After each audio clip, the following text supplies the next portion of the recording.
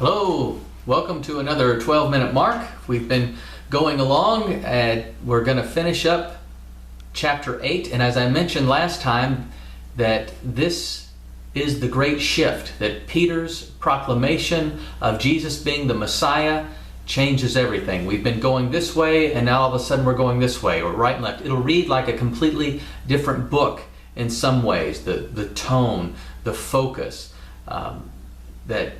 and it's not really that Jesus changes, it's just now the time has come for a different ministry, a different type of focus, and we'll start to see some of the frustration that he's had with his disciples has been because he's been trying to get them ready for this moment, to really get serious in terms of what the gospel will be about.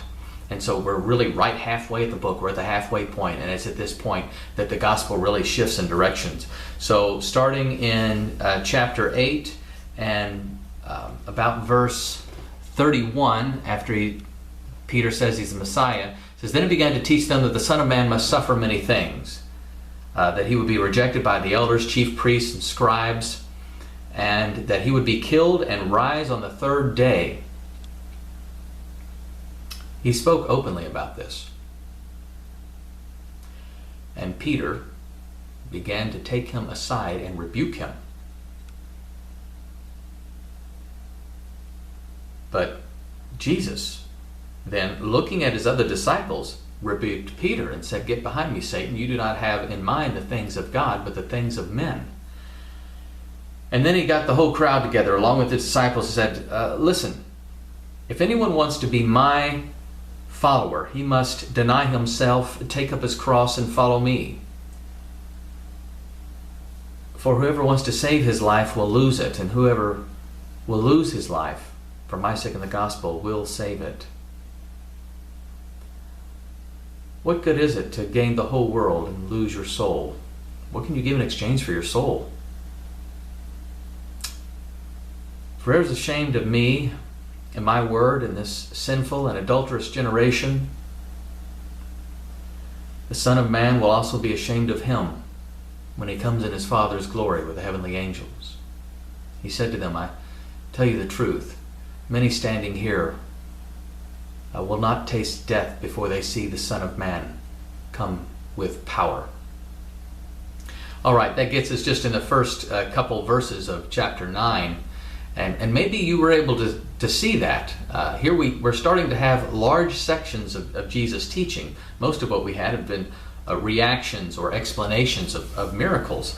And now all of a sudden, we haven't had any talk about death in the first 8 chapters, or the cross, or crucifixion, or dying, or so typically when we talk about the gospel and that we believe the gospel, this is kind of stuff we talk about. That Jesus went to the cross and that he rose again, and what that means for those who believe. And that's abruptly where now Jesus goes. As soon as he's identified as the Messiah, that's where Jesus goes. Now, the first half of the book, Jesus has been going seemingly almost randomly, just as a do-gooder, just as a miracle worker, town to town. Anyone who asks, he's got all the time in the world to heal them, to be with them, to do miracles, just constantly doing good, focusing on overflow, miraculous blessing, teaching in wonderful parables, and everyone is amazed. Everyone loves him. He does everything well, they said. He makes the deaf hear and the blind speak, or the blind see, and he's just doing all these miracles. And then it's like at this point there's a different focus. We went from the first 8 chapters all being about life to the last 8 chapters being about death. This is the great shift. And the disciples aren't ready. And that's some of his frustration. And so here, most of us are familiar with the story that we see here in Mark and also in Matthew, and that Peter recognizes Jesus as the Messiah and gets that check mark. You good answer, you got it right. However, it's in the very next section, almost right there immediately, that Jesus then says, okay, you got it right. I am the Messiah. Now let me tell you what Messiah means. Messiah means torture, betrayal, death, and rejection. That's what it means. That if you're in my camp, that's what you must embrace, because that's who I am. They weren't ready for that. And most of the time we're not ready for it either. It's the idea that they were waiting for, okay, you're the Messiah, let's keep doing now bigger and greater miracles and eventually take over and regain our national prominence as a great military and economic power. Back in the days of David and Solomon and all that. That's what Messiah meant to them. So, but Jesus has a radically different definition of Messiah. And he gets to define that. And so then he not only tells his disciples, but the whole crowd this. And so he rebukes. He doesn't want to just take Peter to the side and say, no, you've got it wrong. He lets everyone know. And that's what it says when he looks at the other disciples to rebuke Peter. That's one of those I'm making an example out of you statements, and you have to get behind me. Satan is pretty strong language for Jesus to use of his chief apostle, but he uses that because of the great temptation to just keep going along the flow. Just go with the flow. Let's just keep doing what we're doing. Let's let the next few chapters be like the previous few chapters, where you do all these great miracles and we just follow you around, and it's just we're popular, everyone likes us. Sure, there's some opposition here and there, the jealous types, but we've got a good thing going. You can't, this death thing, you can't do this. And the other shift is Jesus speaks plainly to them. He gives them the details of exactly what will happen. So far, they've been misunderstanding a lot of Jesus because he speaks in parables. Right? The yeast of the Pharisees in our last episode, not knowing, they think he's talking about bread. And here, it's like Jesus takes that time out. There's not going to be any room for confusion at this point, because the hour is drawing near for them to go to Jerusalem and enter into the into Holy Week, into crucifixion. So he's very clear with them. And then he even calls the crowd with him, and they get that inside look at following. He said, you all think you're following me, but you're not. And whether you're the chief apostle Peter, or you're one of these random people who are in the crowd who might just kind of be new at this, and you're just testing the waters and figuring out, is this, you're sitting on the fence. Jesus speaks very plainly that he's not, you're not to just be a fan of his. You're not to just kind of, like him on Facebook kind of thing. It's not this casual thing.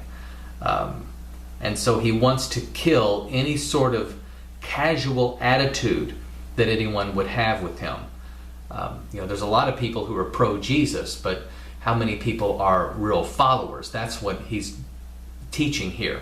That the following, that take up your cross. And again, this is the first time we've seen the word, the talk of a cross.